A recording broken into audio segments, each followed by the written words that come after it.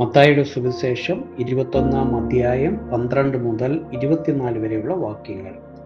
യേശു ദേവാലയത്തിൽ ചെന്ന് ദേവാലയത്തിൽ വിൽക്കുന്നവരെയും കൊള്ളുന്നവരെയും എല്ലാം പുറത്താക്കി. പൊൻവാണിഭക്കാരുടെ മേശകളെയും പ്രാവുകളെയും വിൽക്കുന്നവരുടെ പീഠങ്ങളെയും മറിച്ചു കളഞ്ഞ് അവരോട്, എൻ്റെ ആലയം പ്രാർത്ഥനാലയം എന്ന് വിളിക്കപ്പെടും എഴുതിയിരിക്കുന്നു, നിങ്ങളോ അത് കള്ളന്മാരുടെ ഗുഹയാക്കി തീർക്കുന്നു എന്ന് പറഞ്ഞു. കുരുടന്മാരും മുടന്തരും ദേവാലയത്തിൽ അവൻ്റെ അടുക്കൽ വന്ന് അവൻ അവരെ സൗഖ്യമാക്കി. എന്നാൽ മഹോപുരോഹിതന്മാരും ശാസ്ത്രിമാരും അവൻ ചെയ്ത അത്ഭുതങ്ങളെയും ദാവീദിന് പുത്രന് ഹോശയ്യ എന്ന് ദേവാലയത്തിൽ ആർക്കുന്ന ബാലന്മാരെയും കണ്ടിട്ട് നീരസപ്പെട്ടു. ഇവൻ പറയുന്നത് കേൾക്കുന്നില്ലയോ എന്ന് അവനോട് ചോദിച്ചു.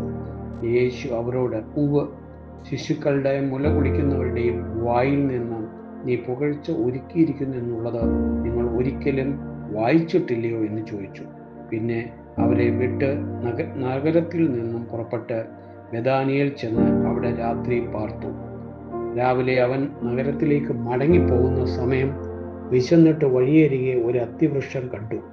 അടുക്കൽ ചെന്ന് അതിൻ്റെ ഇലയല്ലാതെ ഒന്നും കാണായ്കയാൽ, ഇനി ഇതിൽ നിന്നും ഒരു നാളും ഫലമുണ്ടാകാതെ പോകട്ടെ എന്ന് അതിനോട് പറഞ്ഞു. ക്ഷണത്തിൽ അത്തി ഉണങ്ങിപ്പോയി. ശിഷ്യന്മാർ അത് കണ്ടാലേ അത്തി ഇത്ര ക്ഷണത്തിൽ ഉണങ്ങിപ്പോയത് എങ്ങനെ എന്ന് പറഞ്ഞ് ആശ്ചര്യപ്പെട്ടു.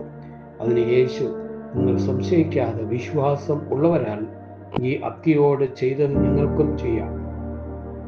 ഇന്നു മാത്രമല്ല, ഈ മലയോട് നീങ്ങി കടലിലേക്ക് ചാടിപ്പോക എന്ന് പറഞ്ഞാൽ അതും സംഭവിക്കും എന്ന് ഞാൻ സത്യമായിട്ട് നിങ്ങളോട് പറയുന്നു.